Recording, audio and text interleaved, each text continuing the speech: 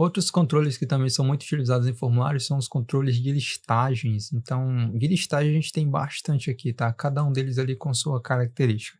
Então, vou começar aqui pelo controle Common Box. Vou arrastar também para cá o controle, o List Box, tá? List Box.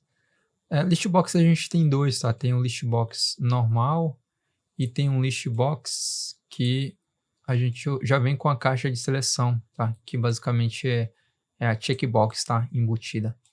Mas assim, eles são exatamente o mesmo controle, com a diferença de que um já vem ali com essa caixa de seleção, tá?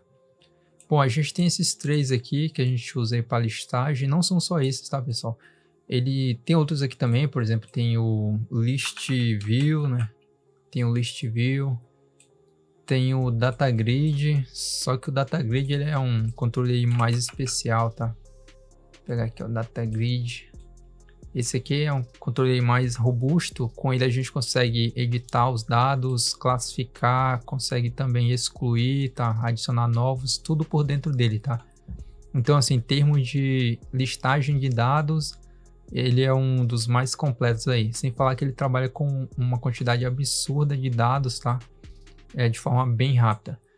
Por enquanto eu não vou falar sobre ele, tá? Vou deixar ele em stand-by. Esses quatro aqui, pessoal, eles têm aí algumas características, tá? Por exemplo, a inserção de dados nele é feita através da mesma propriedade, que é essa aqui, ó. Propriedade itens. Isso quando a gente não quer inserir os dados vindo de outro local, tá? Porque assim, controles a gente consegue carregar com dados de diferentes fontes. Então eu posso pegar dados de uma planilha, dados de um banco de dados Access, dados de um arquivo TXT, de outra planilha de Excel, e por aí vai. Mas tem casos em que a gente quer adicionar os dados estáticos, né? Ou seja, por aqui mesmo, já que eles não vão mudar. Vou dar um exemplo para você. Vou puxar esse aqui um pouco mais para cá e esse list view, trazer ele mais para cá. Então, suponha que, por exemplo, dei um clique ali sem querer, duplo clique. Então, deixa eu arrastar ele para cá. Suponha, por exemplo, que eu tenho aqui a UF de um... caramba, deu um duplo clique ali, tá, pessoal? Então, quando a gente dá um duplo clique, cai lá dentro da área de código, tá? Então, suponha que seja a UF de um estado. Então, isso aqui é um dado que não vai mudar, né? Então, eu posso adicionar direto por aqui. Então, para isso, a gente vai aqui na propriedade itens, ó. Então, a Common Box tem a propriedade itens, a Listbox também tem a mesma propriedade itens aqui, ó. A Checkbox também é a mesma propriedade.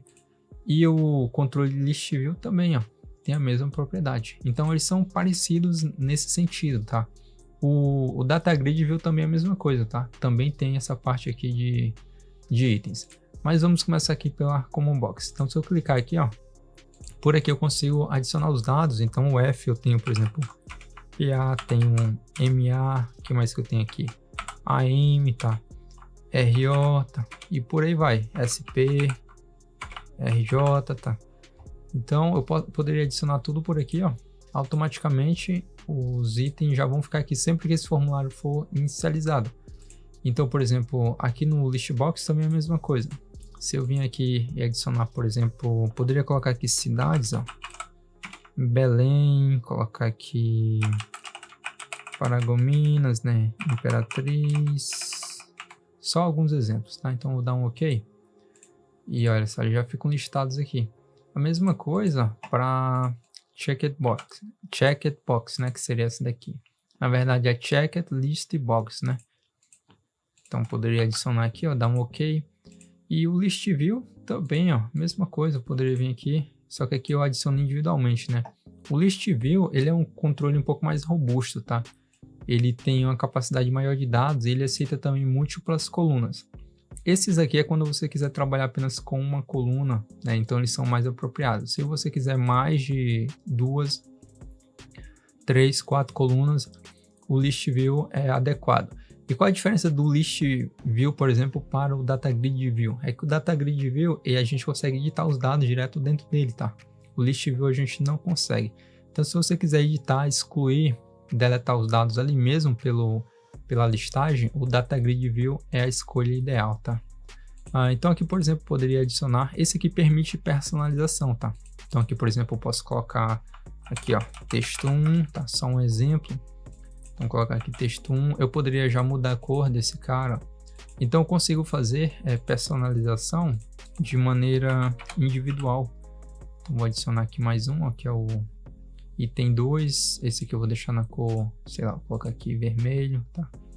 Vou adicionar mais um, esse aqui eu vou chamar de texto 3 e vou dar um OK.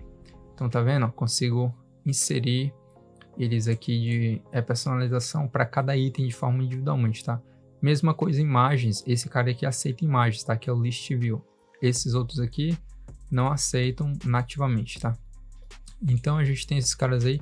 Esse daqui não tá na forma visual ali de uma tabela, tá? Mas a gente pode mudar isso. Então existe uma propriedade aí chamada de View, né? Que seria a vista, né? Eu posso colocar aqui, ó, que eu quero uma lista. E ele vai exibir aqui para mim também em forma de lista. Tá? Então a gente pode ter também esse tipo de listagem aí. Show? Bom, eu vou executar aqui só para a gente conseguir visualizar qual que é a aparência desses caras aí. Então, mais uma vez, o contexto de uso é esse, pessoal. Se você quiser listar itens em pequenas quantidades, você pode utilizar esses três aqui, ó. Sendo que a Common Box, ela não lista os dados, né? Para listar eu preciso clicar aqui, ó. Enquanto que esses outros aqui, eu consigo visualizar a lista, né? Que está sendo mostrada ali, tá? Então aqui, por exemplo, eu posso selecionar qualquer um desses aqui, ó. Aqui também é a list box, tá? No seu formato padrão. Então ela é ideal aí para exibir apenas uma coluna e em pequenas quantidades. E a gente tem essa daqui, ó, quando você quiser, por exemplo, selecionar dados de repente para transferir de um local para outro, tá? Então a gente consegue fazer isso. E o List Box, o List View, perdão, aceita aí um maior número de dados, ele é mais dinâmico e permite aí diferentes tipos, né, de visualização e também personalização, tá? Então tem esses 4 aí de maneira um pouco mais básica, tá? Bom, só para a gente não ficar sem criar nenhum código aqui nesse vídeo, eu vou aumentar aqui o número de itens, vou mostrar, por exemplo, para vocês como que funcionaria vou colocar aqui mais algumas cidades, tá? Deixa eu ver aqui. Colocar aqui mais algumas cidades para a gente mostrar para vocês esse cara aqui acontecendo, tá? Então aqui eu vou criar mais um botão bem aqui embaixo e eu quero que esse botão verifique quais itens daqui foram selecionados. Então eu quero clicar aqui nesse botão e fazer com que ele faça um loop aqui, ou seja, ande de item em item e mostre para mim apenas aqueles que foram selecionados.